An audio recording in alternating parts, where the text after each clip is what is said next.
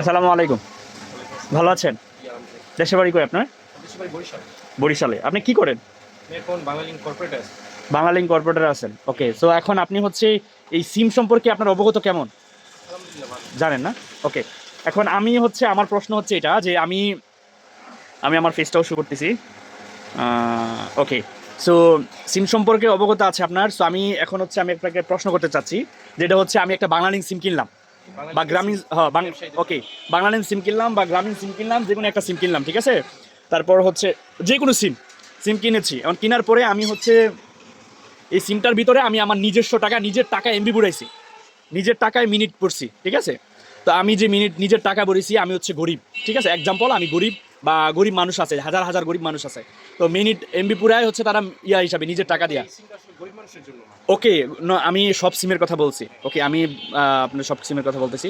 তো এখন আমি যে আমার নিজের টাকা দিয়ে এমবি পুরাইছি, ঠিক আছে? এখন আমার ফ্যামিলিতে প্রবলেমের কারণে আমি আজকে এমবিটা ইউজ করতে পারি নাই বা মিনিটটা আমি ইউজ করতে পারি নাই। টাকা ভরছি, টাকাটা আমি ইয়ে করতে পারি নাই। এখন আমার এই টাকাটা, আমার এই মিনিটটা কই যায়? কোন অফিস নিয়ে যায়? হ্যাঁ, গ্রামীণ অফিস নিয়ে যাবে।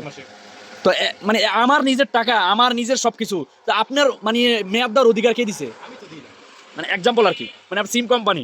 এখানে হাসার কিছু নেই ভাই, সিরিয়াসলি ভাই, আমি ভিডিও করতেছি। সো আমাদের এই টাকাগুলা কই যায়, এটা আমার প্রশ্ন। হ্যাঁ, কোম্পানি এটা বেশ না আমাদের। কেন নিয়ে যাবে? এটা কার টাকা ছিল? আমাদের গরিব দুঃখীদের টাকাই তো। তো আমাদের এই গরিব দুঃখী টাকা দেখেন, এখানে বর্তমানে 20 কোটি মতো মানুষ আছে, এক্সাম্পল 20 কোটি বা 17 কোটি 18 কোটি মানুষ আছে বাংলাদেশে। তো এই বাংলাদেশে 20 কোটি মানুষের থেকে যদি 1 টাকা করে নেয়, 20 কোটি টাকা জাগাত শেষ। তো একটা চিন্তা করে দেখেন, একটা গ্রাহকের কাছ থেকে কি পরিমাণ মানুষ বা সিম কোম্পানিগুলো টাকা হাতিয়ে নিতেছে। তো এটার জন্য আপনি কি বলতে চান? কোন আপনার নিজের কোম্পানি তো, আপনাদের কোম্পানি তো, মানে আপনি কি বলতে চান? এটা কি রাইট? কার দোষ? এই এটা সব সরকারের কাছে বলেন যে জনগণ যদি বলে যে এই জিনিসটা উঠিয়ে নিতে হবে, ওকে, তাহলে সেটা সরকার যদি ভালো মনে করে তাহলে উঠিয়ে দেয়। এখন এটা তো কোম্পানি একা মিললে করেন, এটা সরকারের হাত আছে। আচ্ছা ঠিক আছে, আপনার প্রশ্ন হচ্ছে এটা, ঠিক আছে? আপনার প্রশ্নের উত্তর ওকে। সো এখন আমি হচ্ছে প্রশ্নের উত্তর দিতে চাই। দেখেন, আমাদের বাংলাদেশের হাজার হাজার মানুষরা হচ্ছে এভাবে হচ্ছে ভুক্তভোগী, মানে বুঝতে পারছেন, ভুক্তভোগী। সো এখন আমাদের করণীয়টা কি একটু খেয়াল করে দেখেন। তারা এই সিম কোম্পানির লোকজন হচ্ছে আমাদের কাছ থেকে হাজার হাজার কোটি কোটি টাকা প্রতিদিন নিয়ে যেতেছে।